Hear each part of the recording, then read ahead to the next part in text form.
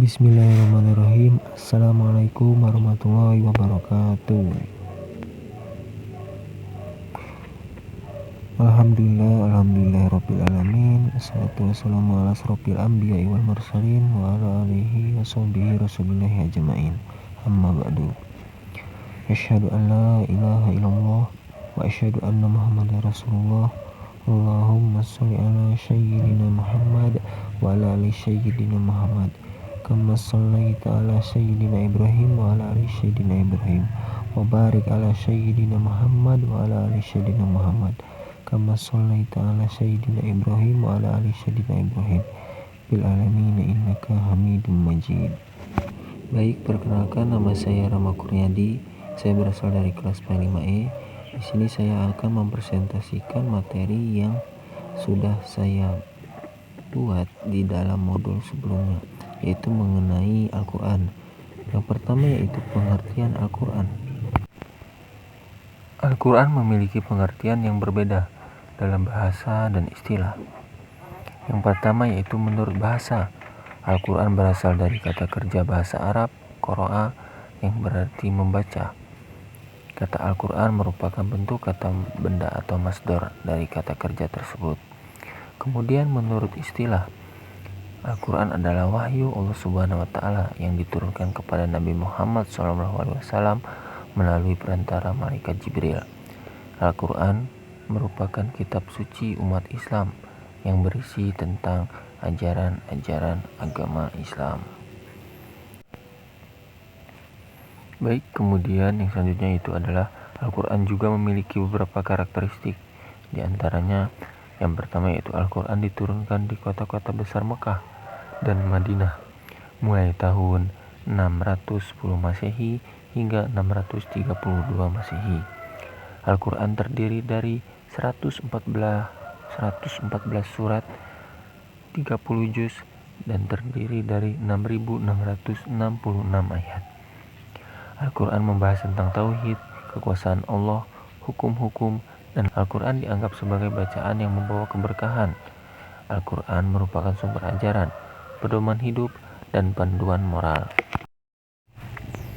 Kemudian selanjutnya ada juga sejarah turunnya Al-Quran, atau yang sering kita sebut Nuzulul Quran, adalah sebagai berikut. Al-Quran diturunkan secara bertahap kepada Nabi Muhammad SAW, yaitu melalui perantara malaikat Jibril, selama kurang lebih 23 tahun.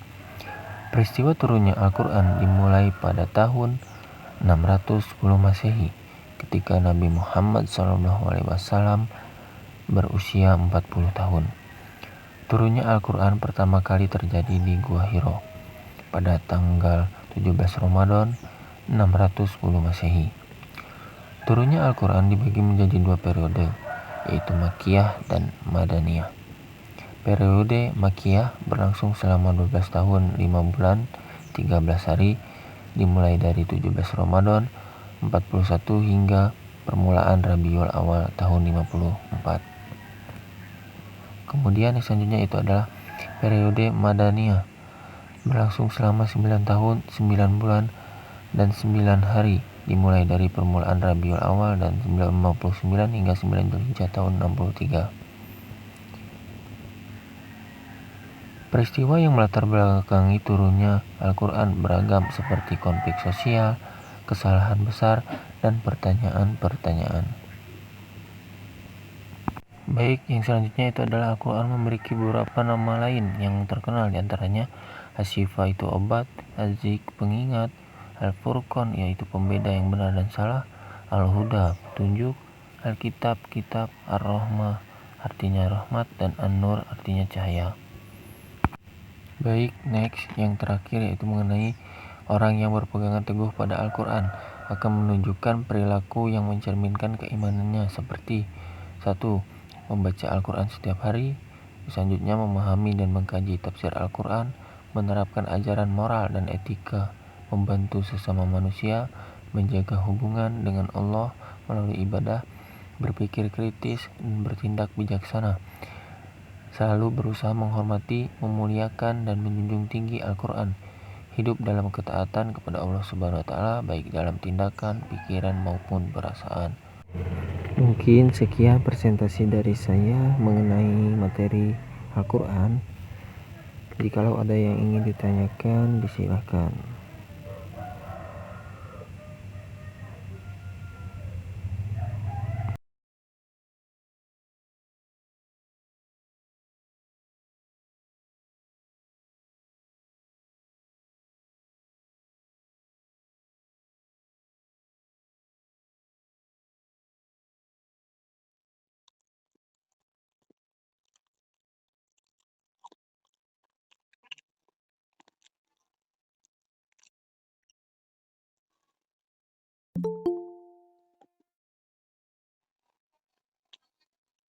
Saya Pak ingin bertanya Pak.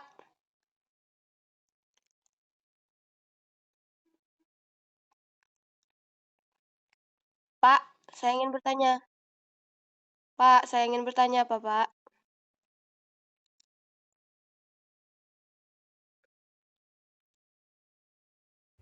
Pak, Ya, silakan kepada Saudari Reza. gini Pak, kan tadi Bapak menjelaskan bahwasannya Al-Quran itu turun secara berangsur-angsur. Kenapa tidak sekali turun saja Pak?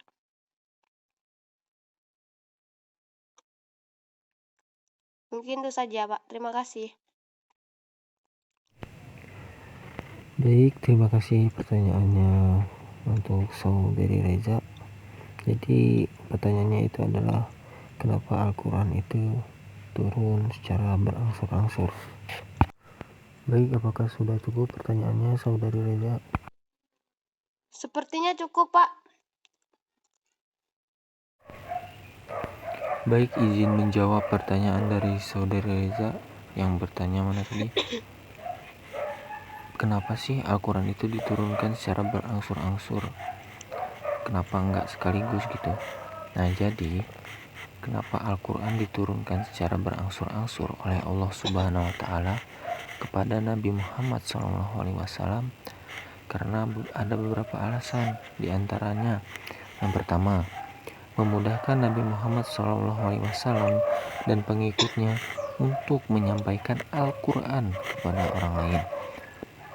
Yang kedua, memudahkan umat Islam untuk menghafal Al-Quran. Kemudian yang ketiga, memudahkan umat Islam untuk memahami dan mengamalkan Al-Quran. Yang selanjutnya, memudahkan umat Islam untuk menyesuaikan diri dengan ajaran-ajaran baru. Kemudian, memungkinkan umat Islam untuk memahami setiap kelompok ayat yang diturunkan. Selanjutnya, memberikan kesempatan kepada umat Islam untuk kembali ke ajaran agama. Yang selanjutnya yaitu menenangkan hati Nabi Muhammad SAW. Al-Quran diturunkan secara bertahap dalam rentang waktu kurang dari 23 tahun. Ayat-ayat yang diturunkan biasanya berkisaran antara 5 sampai dengan 10 ayat. Mungkin sekian jawaban dari saya. Apakah sudah dapat dipahami Saudari Reza Safitri? Oh, iya Pak, sudah bisa dimengerti Pak. Baik, bagaimana? Apakah ada yang ingin bertanya kembali atau sudah cukup? Baik, mungkin sudah cukup ya.